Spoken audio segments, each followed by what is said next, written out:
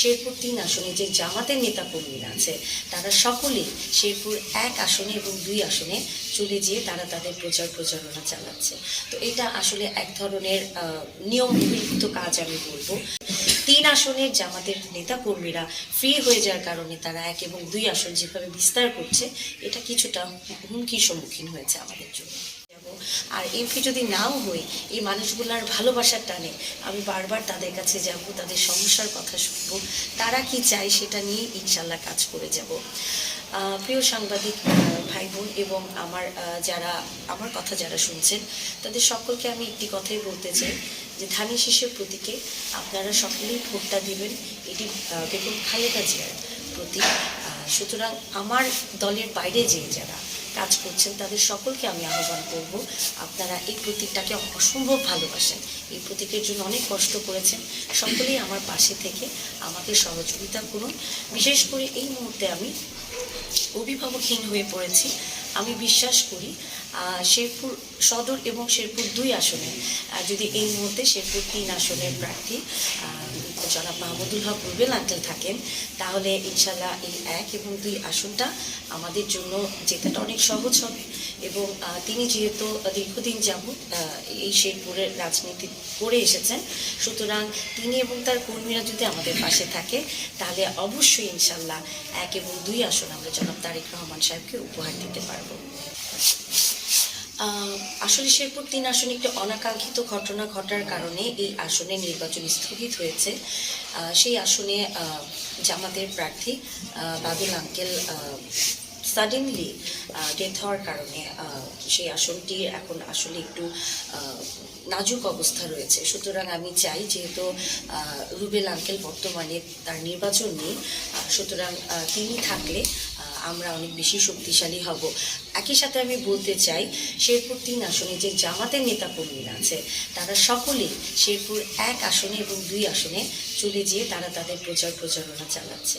তো এটা আসলে এক ধরনের নিয়ম বহির্ভূত কাজ আমি বলবো, কারণ শেরপুর ১ আসনের কর্মীরা ১ আসনে কাজ করবে, ২ আসনের কর্মী ২ আসনে কাজ করবে।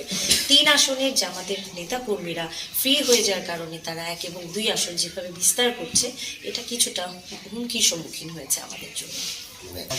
কিন্তু অত্যন্ত দুঃখের সাথে জানাচ্ছি, মাহমুদুল হক রুবেল আঙ্কেলের যে কর্মীরা আছে, বিশেষ করে শেরপুর ৩ আসনের নেতাকর্মীরা এবং তার তিনি যেহেতু দীর্ঘদিন এমপি ছিলেন, তার শেরপুর সদরেও বেশ নেতাকর্মী আছেন, তারা সকলে যদি একযোগে আমার নির্বাচনী প্রচারণায় কাজ করে, আমি 100% আশাবাদী যে আমি শেরপুর সদর ১ আসনে বিপুল ভোটে পাশ করে যাব ইনশাল্লাহ।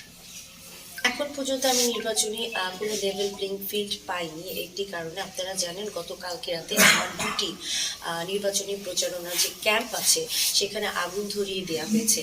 এই মতন অবস্থায় আমার নেতা কর্মীদেরকে আমি চরম ধৈর্য রাখার জন্য আহ্বান করেছি।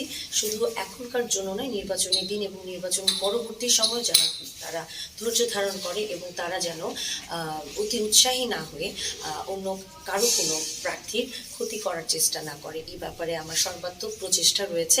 তবে আমি বলবো যে এই ধরনের ক্ষেত্রে প্রত্যেকটা প্রার্থীকে সঠিকভাবে কাজ করার জন্য সুযোগ করে দেওয়া উচিত। আমি পুলিশ এবং প্রশাসনের কাছে অবশ্যই সহযোগিতা চাই এই ব্যাপারে। আরও যে 2টি প্রার্থী আছে, একটি জামাত ইসলামী প্রার্থী আর স্বতন্ত্র প্রার্থী। স্বতন্ত্র প্রার্থী বেসিক্যালি আমার দলেরই একজন ছিলেন, যিনি বর্তমানে দলের বাইরে যেয়ে কাজ করছেন। তো বিশেষ করে আমি স্বতন্ত্র প্রার্থীর কাছে আহ্বান করব এবং জামাতের প্রার্থীর কাছে আহ্বান করব, আমরা 3 জনের মধ্যে একজনই এমপি হব। মহান আল্লাহ তাআলা সেই ভাগ্য নির্ধারণ করে রেখেছেন। তবে আমরা কেউ কারোর শত্রু না হয়ে আমরা যেন একে অপরকে সম্মান করে, একে অপরের পরামর্শকে গ্রহণ করে শেরপুর সদরের জন্য যেটা ভালো হয় সেটাই করা। এবং শেষ এই আর একটা দিন বাকি আছে আজকে সহ 1.5টা দিনের মতন।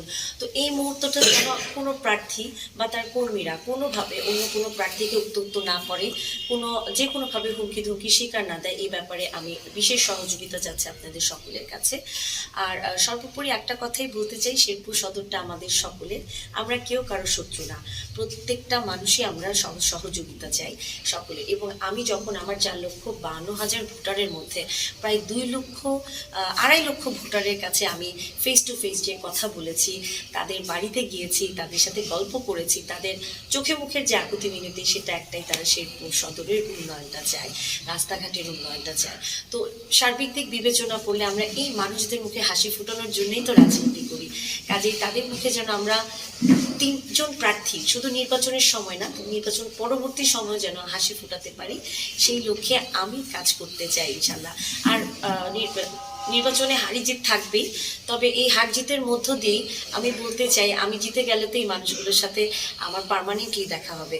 আর যদি আমি হেরেও যাই, তবুও আমি একজন চিকিৎসক হিসেবে, একজন নারী হিসেবে আমি আমার মা বোনদের যে কথা দিয়ে এসেছি, আমি চেষ্টা করব তাদের জন্য কাজ করার, তাদের সহযোগিতা করার, চিকিৎসা সেবার তাদেরকে যতটুকু চেষ্টা করা যায় আমি ইনশাল্লাহ তাদের পাশে থাকব।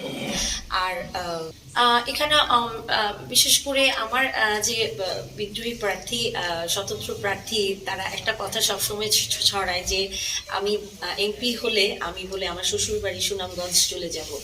আমি কথাটা আজকে ক্লিয়ার করতে চাই, সুনামগঞ্জে আসলে আমার শ্বশুর শাশুড়ি বা হাজবেন্ড কেউই থাকে না, প্রথম কথা।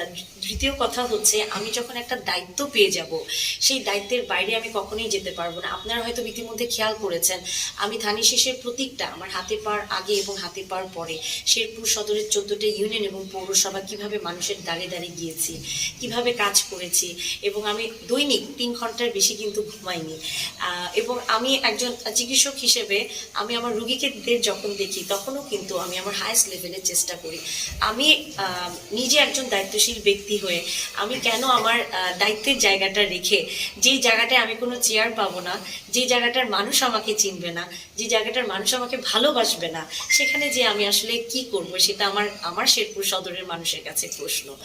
আর ইনশাল্লাহ আমি যদি সদর 1 আসন থেকে এমপি হই, আমি আমার কাজের মাধ্যমে আমি দেখিয়ে দিব যে নারীরা পারে না এমন কোনো কাজ নেই।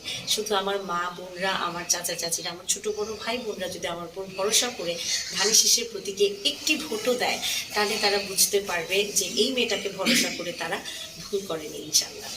এই আসনে মাহমুদুল হক রুবেল আঙ্কেল বর্তমানে ঢাকায় অবস্থান করছেন, এবং তার আসনে যখন নির্বাচনটা স্থগিত হলো, তখন আমি সেই দিন সাথে সাথে আমার বাবা রাতের বেলা তাকে ফোন দিয়েছিলেন, যদিও তিনি রেসপন্স করেনি বা ব্যস্ত ছিলেন।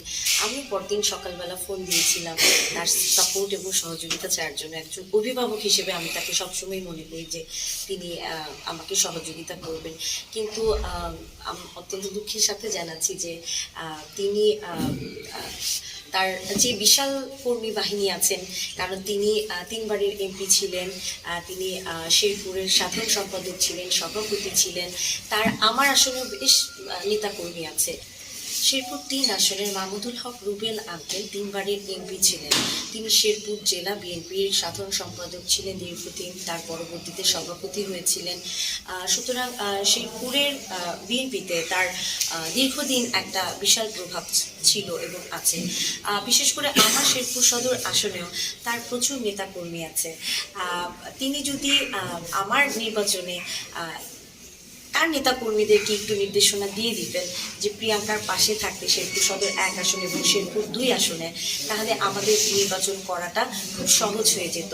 একই সাথে আমি বলতে চাই, শেরপুর 3 আসনে জামাতের যে নেতাকর্মীরা আছে, তারা সকলেই শেরপুর সদর 1 এবং শেরপুর সদর 2 আসনের জামাতের প্রার্থীদের সাথে কাজ করছে। সেই হিসেবে আমরা কিন্তু একদমই কোনো সহযোগিতা পাচ্ছি না, কারণ শেরপুর 3 আসনের যে বিএনপির নেতাকর্মীরা আছে, তারা কিন্তু শেরপুর সদর 1 এবং 2 এর সাথে মার্চ